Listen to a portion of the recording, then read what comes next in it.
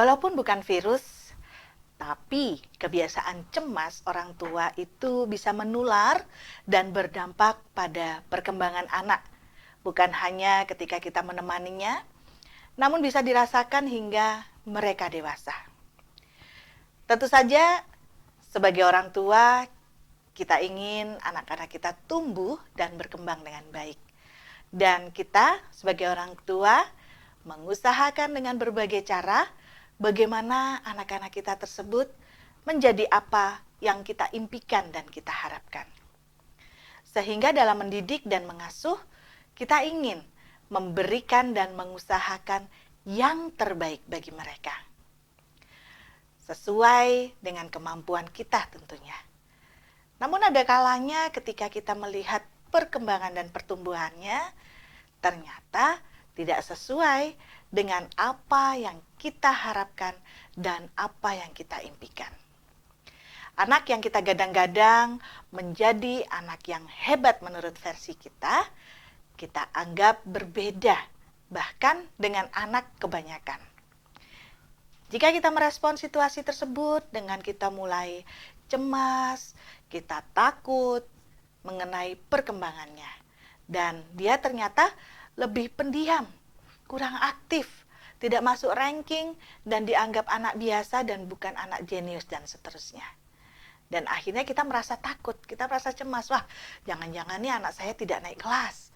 Kemudian bagaimana ya nanti hidupnya? Apakah kita mendapatkan, dia akan mendapatkan pekerjaan yang bagus kelak? Dan kecemasan-kecemasan kita seterusnya. Biasanya ketika orang tua mulai diliputi oleh kecemasan, maka akan memberikan pengaruh juga terhadap cara mendidiknya. Cara kita mengasuhnya mungkin, dan bahkan menggunakan berbagai macam jenis bantuan untuk memompa anak tersebut. Bisa jadi perlakuan memberikan les tambahan, atau anak didorong mengikuti berbagai kursus, dan seterusnya, dan bukan berdasarkan minat dan keinginan anak, tapi lebih kepada mengikuti kecemasan yang dimiliki oleh orang tua.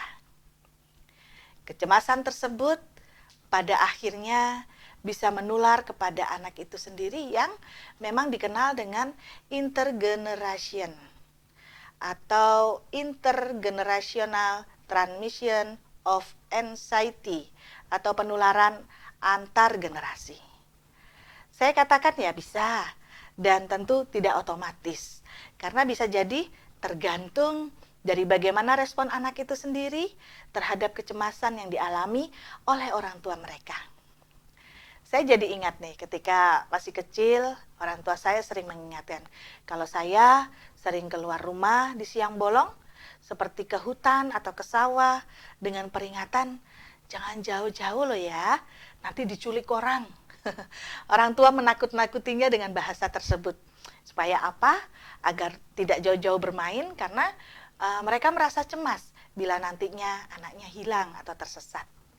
Jadi di zaman sekarang ini kita juga kadang mendengar orang tua yang memang merasa cemas dengan anaknya yang mencoba sesuatu dengan mengatakan, jangan coba lakukan itu, nanti kamu gagal.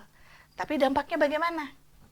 Akhirnya kita menjadi anak yang takut karena dianggap bahwa dunia ini penuh dengan bahaya, dan juga mereka mencoba sesuatu akhirnya ingat dengan kata jangan ya gitu.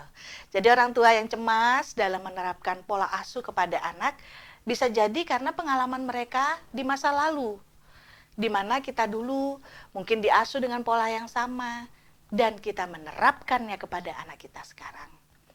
Jadi kalau begitu, apa yang harus kira-kira kita lakukan? Langkah pertama adalah menyadari kelemahan pada sikap cemas dalam mendidik dan membesarkan anak. Kecemasan yang kita miliki jangan sampai menularkan atau kita tularkan kepada anak. Dengan melatih bagaimana bersikap tenang dalam melihat situasi yang muncul dalam diri anak.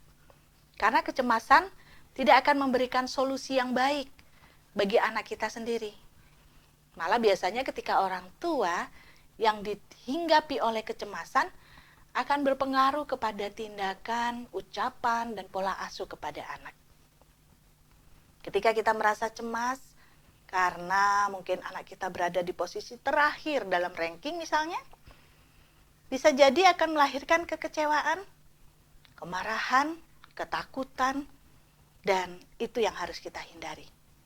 Untuk menggunakan kata-kata yang berlebihan dalam mengatur bahasa, supaya tidak menggunakan bahasa-bahasa yang justru menyakitkan hati anak.